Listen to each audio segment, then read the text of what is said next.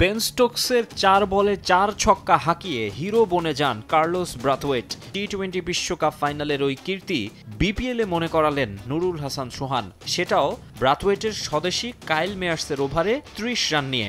Bangladeshi cricket ফ্যানরা এখন বলছেন নুরুল হাসান সোহান, remember the name. আগের 5 ম্যাচে জিতে এমনিতেই শীর্ষে ছিল রংপুর। ষষ্ঠ ম্যাচটা হারলেও খুব লোকসান হতো না। তবুও যে পর্যায়ে হোক এমন জয় চিরস্মরণীয় হয়ে থাকবে সোহানের স্মৃতিপটে, তা অনায়াসে বলে দেয়া যায়। লাস্ট টি-20 আমি যেটা খেলেছিলাম ইন্ডিয়ার সাথে একটা ওয়ার্ল্ড কাপের ম্যাচ ছিল, এক ওভারে হয়তো 20 রান দরকার ছিল।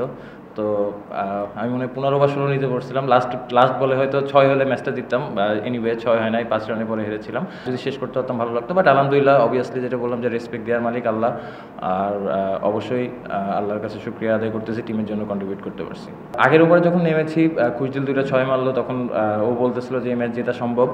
ইভেনচুয়ালি রাব্বি যখন আসলো, লাস্ট ওভারে 26 রান লাগবে, রাব্বি ভাইয়ের সাথে কথা বলতেছিলাম কমিউনিকেশনটা, তো তখন রাব্বি ভাই বলতেছে যে তুমিই খেলো 6টা বল, তুমি যদি আমার কাছে মনে হয় যে ইনশাল্লাহ ভালো শেপে থাকলে মারতে পারলে হয়ে যাবে। তো তখনই আসলে ওই জিনিসটা আমাদের কমিউনিকেশনের মাধ্যমে হয়েছে। তারপর যখন ফার্স্ট বল 6 হয়েছে তখন আস্তে আস্তে ওই বিলিভটা আরও বেড়েছে যে ইনশাল্লাহ সম্ভব।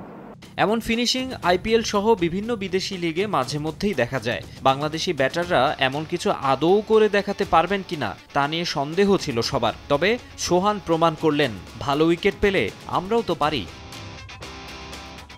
বিপরীত চিত্র ফরচুন বরিশাল ড্রেসিং রুমে। ম্যাচ হেরে মেজাজ হারান অধিনায়ক তামিম ইকবাল। রংপুর রাইডার্সের ইংলিশ ব্যাটার অ্যালেক্স হেলসের সঙ্গে মাঠেই জড়ান বিবাদে। উত্তেজিত হয়েছে এটা দেখছি, এবং নর্মালি কী হয় ম্যাচে একটা হারার পর একটা, স্পেশালি এই ধরনের ম্যাচে ইমোশনটা অনেক ক্যারি করে। সো আই হোপ তেমন সিরিয়াস কোনো কিছু না। নিশ্চয়ই কিছু একটা বলা হয়েছে যেটা হয়তো রিয়াকশান ছিল, বাট আমার মনে হয় তেমন কোনো সিরিয়াস কিছু না। এটা আমি খুব কাছ থেকে দেখি নাই, বাট আমিও এদিকে আসার পর দেখেছি। এমন একটা ম্যাচে ঘটনা থাকবে অনেক, সেটা স্বাভাবিক। শেখ মেহেদীর অবস্ট্রাক্টিং দ্য ফিল্ড আউট নিয়েও চলছে আলোচনা। অনেকেরই প্রশ্ন, সোহান জাহানদাদকে বাধা দিলে কেন মেহেদীকে আউট দেওয়া হলো? আসলে নিয়ম বলছে নো বল না হলে যেই ফিল্ডারকে অবস্ট্রাক্ট করুক আউট দেওয়া হবে স্ট্রাইকে থাকা ব্যাটারকে। সময়টা যেটা হয়েছে কোনো ইন্টেনশনালি কোনো কিছু করা হয় নাই।